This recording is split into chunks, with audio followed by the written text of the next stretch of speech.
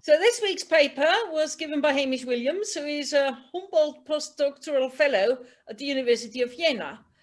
And he's interested in all kinds of reception studies. And today he's been talking about post-imperial reimaginings of a Minoan utopia. Would you like to tell us a little bit about your paper, Hamish? Sure. No, thanks very much, Maria. Okay, so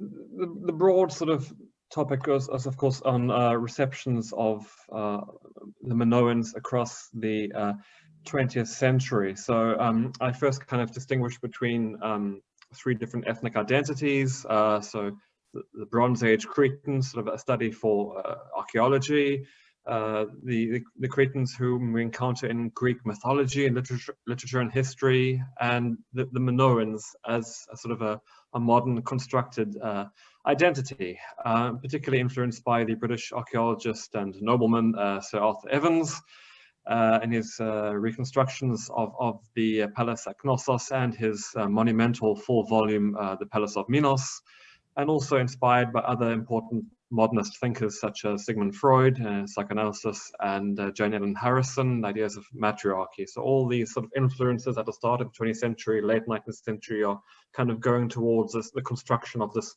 Minoan identity. In my speech, I kind of contrasted, I was particularly focused on British receptions of these Minoans, Britain itself being an island, and being a thalassocracy, being a great seafaring empire, and how, especially in pre-20th century period, certain English historians, thinkers, modeled Crete, Minoan Crete, as a Minos's Crete, as a sort of a civilizational, hyper-civilizational utopia or paradise, which was similar to the British Empire in promoting free trade through subduing other lands, other peoples, and through being characterized, for example, by a sort of classically liberal ethos.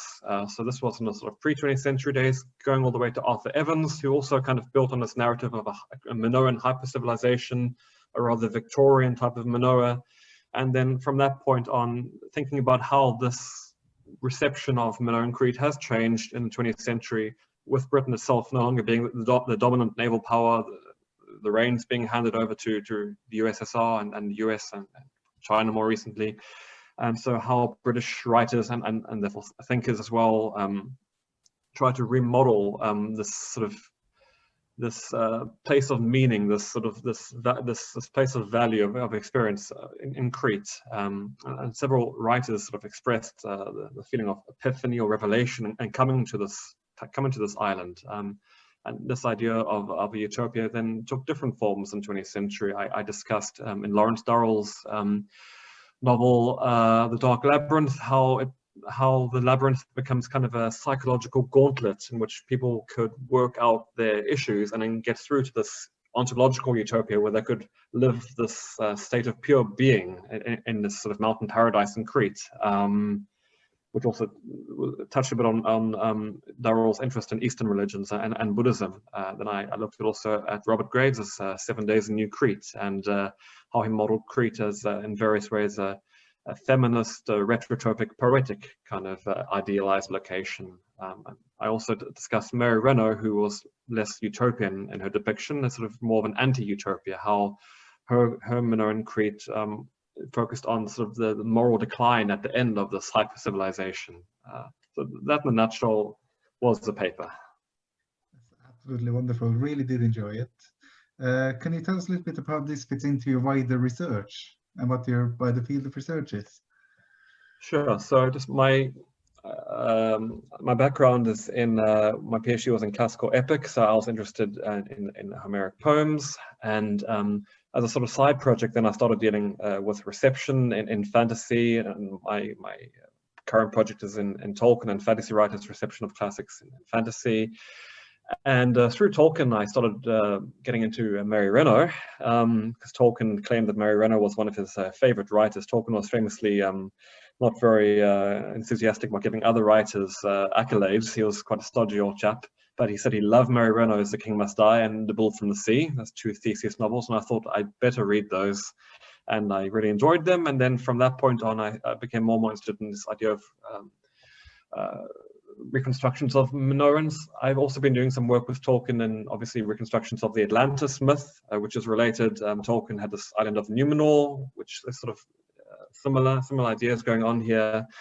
And yeah, so I got into reading more and more contemporary fiction, travel writings on Minoan Crete this year, and it's been really enjoyable to read more and more. And it sort of touches into, it sort of leads into my next main project, which is which will be looking at modern reimaginations of ancient spaces as utopias. So a major chapter in this will be Minoan Crete, but I'll also be looking at Rome as a dystopia mainly, and also sort of the Germania, the Germanic task, the sort of Germanic North, the ideal of the North, and how all these places were embedded in 19th century ideas of paradises and sort of nostalgic imaginings, often with people would say more conservative aims, but how these three places have been rebuilt in 20th century writings in more utopic manners.